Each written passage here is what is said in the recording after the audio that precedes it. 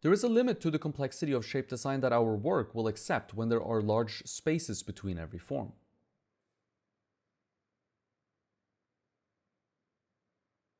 These larger spaces between forms are good to have in the beginning when we are working out our proportions, placement of shape, and size of shape. But later, when we need to lean into more intricate shape design to progress the work, we need a little bit of clay in those transitions between forms, because that's where a lot of the shape design is going to take place.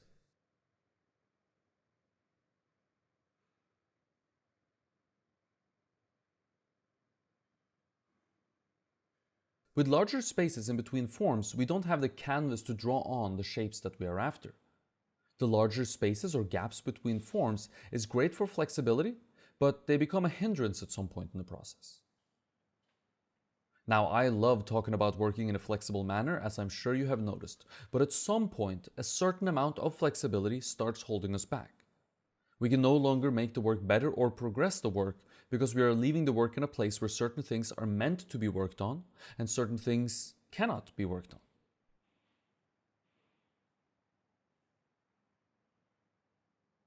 A problem students encounter here is either a refusal to progress and so the work remains unfinished or in sort of a limbo state, or they will be forced to make the jump from large spaces between forms to a more refined surface with good transition, and that jump will be too large. And in that jump, they will sacrifice shape design, and then the work becomes very generic and very boring looking.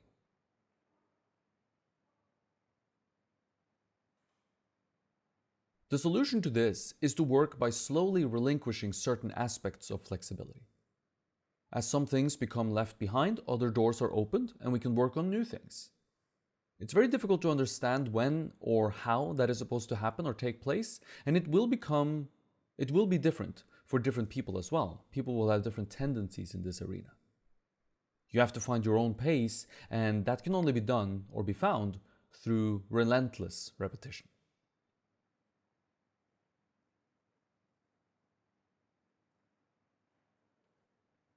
By beginning to fill my transitions now, I can see where I've made mistakes in regards to the space reserved for said transitions.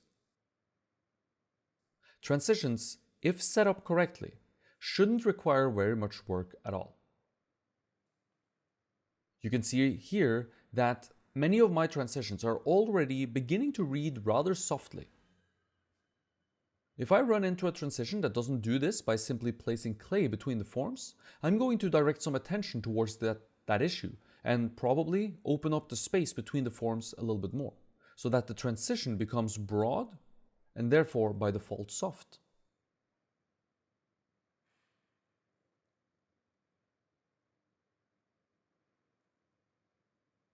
It's important for me to note that I'm beginning to fill the transitions. I'm not finalizing and finishing my transitions. I'm checking if they work, and working here simply means that they read as soft by only placing some clay between the forms. While I'm filling in the spaces between the forms and creating transitions, I'm conscious that I leave myself with space to add more clay in the transitions later. I'd like the work that needs to take place in the transitions to happen gradually.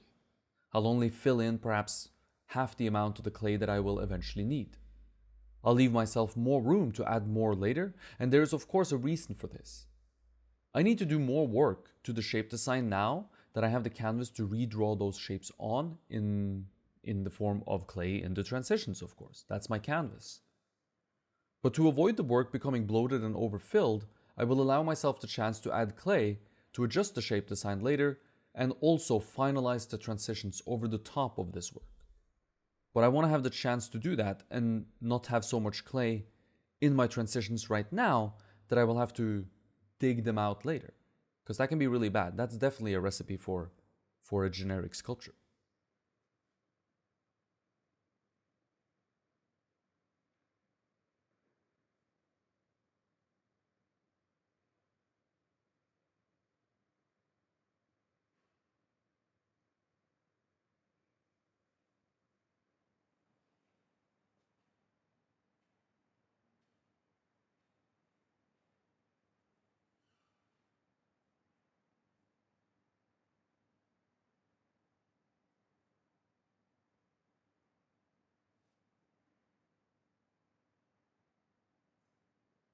This can and probably should happen in many more stages than just one.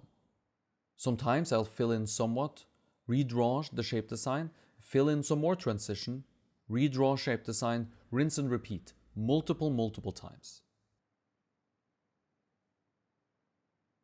More clay in the transitions usually is going to mean a more generic shape design. So to avoid this happening, I make the move gradually, controlling the shape design as the transitions become closer and closer to being as soft and full of clay as I'd like them to be. It's such a typical mistake that we get this really intricate and nice shape design happening and then only to lose it while we work on the transitions. This happens to beginners all the time.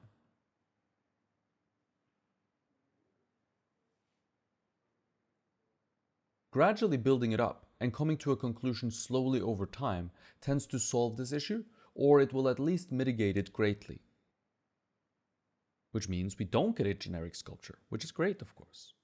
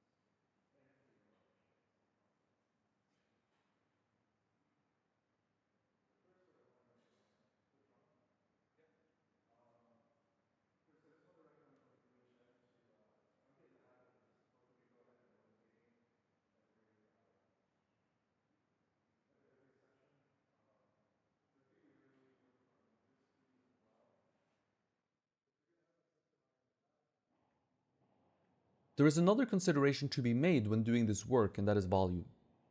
My forms already have some volume present. They're not flat forms, obviously, and I've already actually added quite a bit of volume to the forms. There's usually a lot more volume to be added than what we tend to think we need, and the only way to discover how much we actually need is to bring the work to what we believe to be a conclusion. I usually find that because it's so hard to predict the volume needed, the amount of clay needed for any given form, it's best to add a little more than you think you need. Now, having said that, volume does sacrifice flexibility because more volume means more clay to move when needing to make adjustments. So this addition of volume should also happen gradually. A certain amount of it is needed, however, to support transitions and shape design.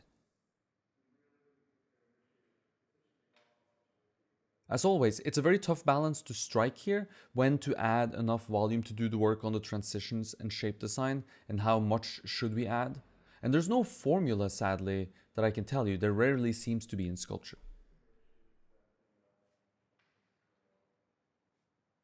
I would say that when you start filling in the transitions, if they can't become soft, there's not only an issue with the space in between the forms, but also with the volume of the forms. If the shape design becomes generic and the individual shapes completely become lost during the work on the transitions, then there wasn't enough volume present to the individual forms themselves to support the addition of said clay in the transitions. The forms should be capable of maintaining clarity, some clarity at least, while at the same time having soft transitions. And if that can't happen, the forms are likely lacking in volume. The shape design is likely to become generic anyways, since addition of clay in the transitions softens the clarity of what we've drawn. Partially all these issues are separate, of course, and partially they are all connected. The only way to reach any sort of working progress that balances all the issues and gives decent solutions to them is to repeat the process several times and find a solution that works for you, over and over and over again. I don't think there's any substitute for mileage when it comes to sculpture or the arts in general.